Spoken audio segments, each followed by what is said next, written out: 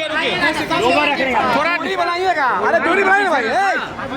आकाश रुको ना भाई, रुकिए ना भाई। नीचे करो, नीचे यार, रुकिए अभी, सबको नहीं दीजिए। राघव हाँ सब लोग का हमारा चुनावी मुद्दा है।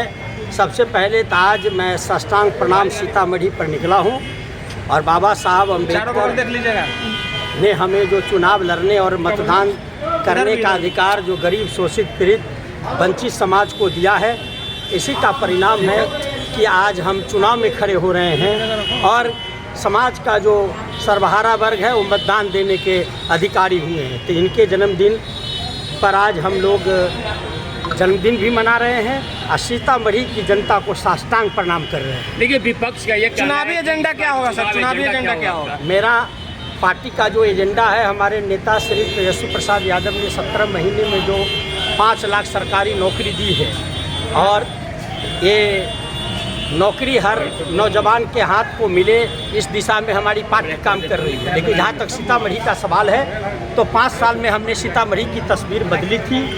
आप आम जन से पूछ सकते हैं, सर्वे कर सकते हैं। आज़ादी के 77 साल हो गए, 5 साल मुझे मौका मिला, 72 साल के काम एक तरफ और 5 साल मेरे काम को एक तरफ रखिए। चाहे नेशनल हाईवे हो, स्टेट हाईवे हो, ग्रामीण सड़कें हो, पुल पुलिया हो, जल प्रबंधन हो, रेल के क्षेत्र में हो, बिजली के क्षेत्र में हो, हर क्षेत्र में हमने सीतामढ़ी की तस्वीर बदली थी।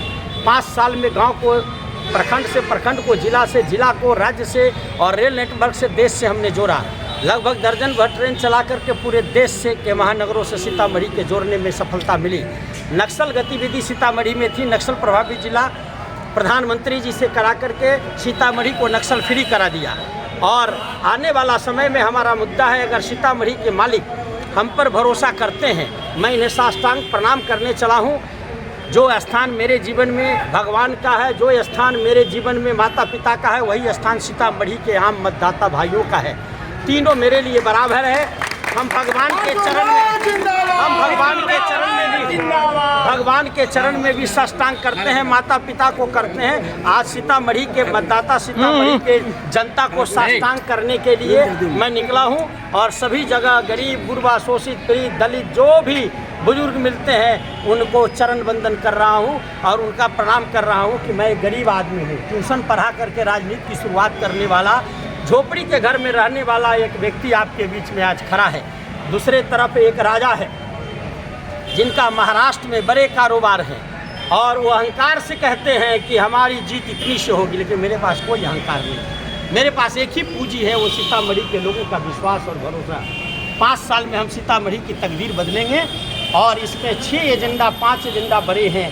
हम सीतामढ़ी को अंतर्राष्ट्रीय पर्यटन मानचित्र पर लाना चाहते हैं, इसलिए राष्ट्रीय स्तर की 5 संस्थाएं सीतामढ़ी में अगर हम बनाने में सफल होते हैं तो इसकी राष्ट्रीय और अंतर्राष्ट्रीय पहचान होगी, जिसमें अंतर्राष्ट्रीय हवाई अड्डा है, सेंट्रल यूनिवर्सिटी है, IIM जैसे संस्थान है, नेशनल लॉ कॉलेज है, नदियों पर बियर बैराज डैम है।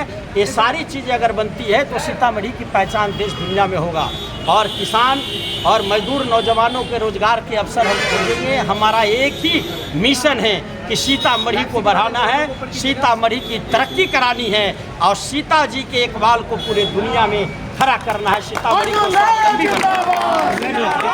ये हमला है कि वो इस बार चुनाव लगाने के लिए क्या कहना चाहते हैं? क्या कहना चाहते हैं? ठीक लगाने के लिए इस बार खड़े हो रहे हैं आपके लिए? ये उनका अहंकार बोल रहा है, मैं तो नहीं कह सकता।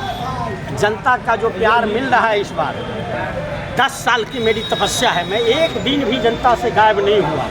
24/7 रहता हूँ, जनता के दिल में बसता हूँ। जनता ने महसूस कर लिया है कि इस बार मेरे जैसा आदना गरीब और वंचित समाज के व्यक्ति को जरूर पार्लियामेंट में भेजेगी ताकि हम इनके अधिकार की लड़ाई लड़ें। और जो अहंकार में पड़े हैं, जिनको जनता कुछ नहीं लगता है, जो बड़े ही षड्यंत्र से अति पिछड़े वर्ग और बैकवर्ड क्लास का जो यहाँ पर सांसद थे, उनको विभिन्न तरह के षड्यंत्र में फंसा करके इनको सीन से बाहर करके टिकट हासिल कर लिए हैं। यहाँ और शिवहर दोनों जगह श्री नीतीश कुमार जी ने सामाजिक न्याय का गला घोटा है।